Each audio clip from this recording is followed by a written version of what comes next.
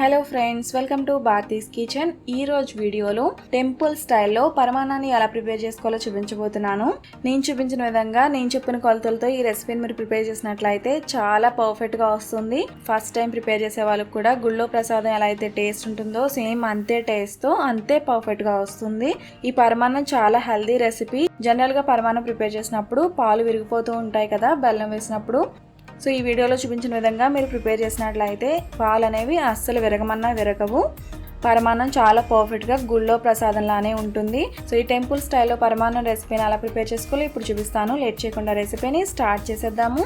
First ఈ recipe కోసం 2 spoons వరకు సగ్గుబియ్యాన్ని తీసుకోవాలి. ఇక్కడ నేను చిన్న సైజ్ సగ్గుబియ్యం తీసుకుంటున్నానండి. ఇవైతే తొందరగా కుక్ అయిపోతాయి. మీరు నార్మల్గా పెద్ద సైజ్ సగ్గుబియ్యం కూడా తీసుకోవచ్చు.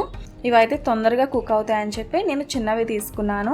సో ఇలా 2 స్పూన్స్ వరకు సగ్గుబియ్యాన్ని తీసుకున్న తర్వాత వీటిని ఒకసారి వాష్ చేసుకుని నానబెట్టుకోవాల్సి ఉంటుంది.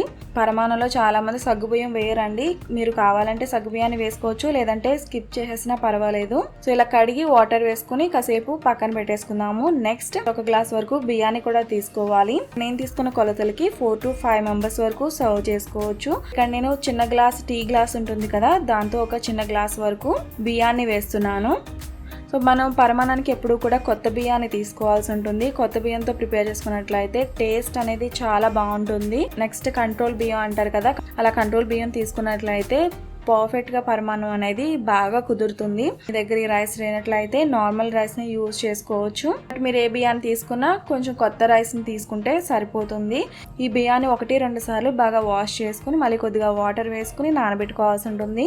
పాలు మరిగేంత వరకు నానబెట్టుకుంటే సరిపోతుంది. నెక్స్ట్ ఒక గిన్నెలో 2 గ్లాసెస్ వరకు వాటర్ని వేసుకోవాలి. మనం దేంతో అయితే బియ్యాన్ని కొలుచుకున్నామో అదే గ్లాస్తో 2 గ్లాసుల వరకు వాటర్ని, అలానే 5 గ్లాసుల వరకు ఆవు పాలని వేసుకోవాల్సి ఉంటుంది. ఇక్కడ నేను తీసుకున్న 1 గ్లాస్ బియ్యానికి 7 గ్లాసెస్ వరకు వాటర్, అలానే ఆవు పాలని పచ్చి పాలని తీసుకుంటున్నాను. 3 గ్లాసులు వాటర్ని, అలానే 4 గ్లాసెస్ వరకు పాలని కూడా తీసుకోవచ్చు. అలా తీసుకున్న క్వాంటిటీ 7 గ్లాసెస్ వరకు తీసుకోవాల్సి ఉంటుంది. నెక్స్ట్ మనం పరమాన్నం దేవుడికి నైవేద్యంగా పెట్టాలి అనుకున్నప్పుడు ఇత్తడి గిన్నెల్ని యూజ్ చేసుకోవాల్సి ఉంటుంది. ఏదైతే మనం గిన్నెతో కుక్ చేసుకుంటున్నామో ఆ గిన్నెకి లైట్ గా పసుపు అలానే కుంకుమ పెట్టుకుని ఆ తర్వాత ప్రసాదాలని కుక్ చేసుకున్నట్లయితే మంచిదన్నమాట. జనరల్ గా మనం ప్రసాదాలు దేవుడికి ప్రిపేర్ చేసినప్పుడు సెపరేట్ గా బౌల్స్ అనేవి ఉండాలి. నెక్స్ట్ ఈ పాలు పొంగు వచ్చిన తర్వాత, మరుగుతూ ఉన్నప్పుడు కాదండి, పొంగు వచ్చిన తర్వాత మనం ఆల్రెడీ కడిగి పెట్టుకున్న బియ్యాన్ని వేసుకోవాలి. బియ్యం వేసుకున్న తర్వాత వెంటనే గరిటె పెట్టి మిక్స్ చేసుకోవాల్సి ఉంటుంది. నెక్స్ట్ మీరు పెద్ద సగ్గు బియ్యం తీసుకున్నట్లయితే ఈ టైంలోనే బియ్యంతో పాటు వేసేసుకోవచ్చు. నేను తీసుకున్నవి చిన్న సగ్గు బియ్యం కాబట్టి ఈ బియ్యం 2 మినిట్స్ పాటు కుక్ అయిన తర్వాత ఆ తర్వాత చిన్న సగ్గు బియ్యం వేసుకోవాల్సి ఉంటుంది. సో ఇలా మనం ఆల్రెడీ నానబెట్టుకున్న సగ్గు బియ్యాన్ని వేసుకోవాలి.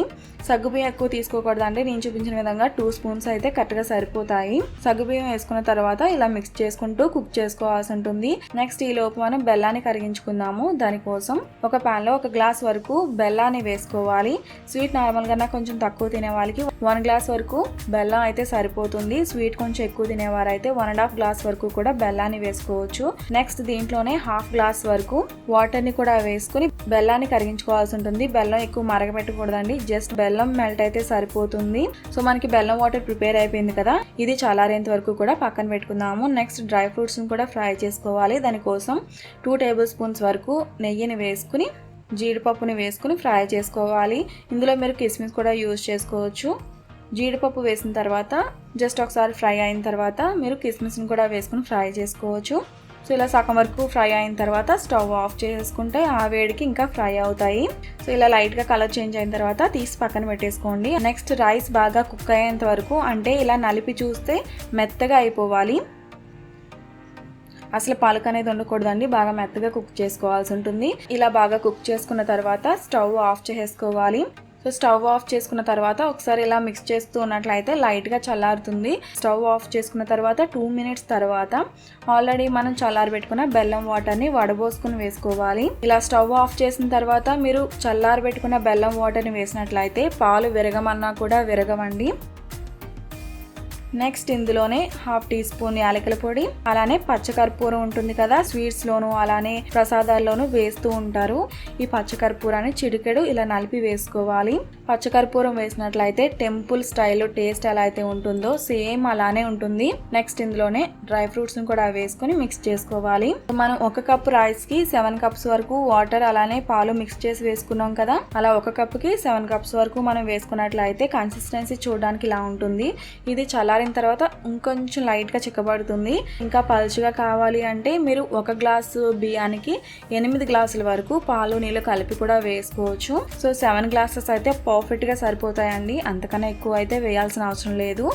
ఇక్కడ పరమాన్నానికి నేను యూజ్ చేసింది ఆవు పాలు అలానే ఆవు నెయ్యిని యూజ్ చేశానండి. మీరు అమ్మవారికి నైవేద్యంగా పెట్టాలనుకున్నప్పుడు ఆవు నెయ్యి ఆవు పాలతో ప్రిపేర్ చేసిన ఐటమ్స్ ఏమైనా కూడా అమ్మవారికి చాలా ప్రీతికరమైనవి. ఆవు పాలు అవైలబుల్ లేనప్పుడు నార్మల్ పాలనే యూజ్ చేసుకోండి. సో చూసారు కదా, ఇలా నేను చూపించిన విధంగా ఇదే కొలతలతో నేను చెప్పిన టిప్స్ పాటిస్తూ ఈ రెసిపీని మీరు ప్రిపేర్ చేసినట్లయితే గుళ్ళో ప్రసాదం ఎలా అయితే టేస్ట్ ఉంటుందో సేమ్ అదే టేస్ట్తో పరమాన్నాన్ని ఇంట్లోనే చాలా తేలికగా ప్రిపేర్ చేసుకోవచ్చు. నేను చెప్పిన విధంగా మీరు ప్రిపేర్ చేసినట్లయితే ఫస్ట్ టైం ప్రిపేర్ చేసినా కూడా చాలా పర్ఫెక్ట్గా వస్తుంది. సో ఈ రెసిపీని మీరు కూడా తప్పకుండా ట్రై చేసి మీ ఫీడ్బ్యాక్ని నాకు ఈ వీడియో కింద కామెంట్ సెక్షన్లో తెలియజేయండి. ఈ రెసిపీ మీకు నచ్చినట్లయితే తప్పకుండా లైక్ చేసి మీ ఫ్రెండ్స్ అండ్ ఫ్యామిలీస్ కూడా షేర్ చేయండి. మరిన్ని మంచి రెసిపీస్ కోసం నా ఛానల్ సబ్స్క్రైబ్ చేయండి. అలాగే తర్వాత వచ్చే బెల్ ఐకాన్ కూడా క్లిక్ చేయండి. Thanks for watching.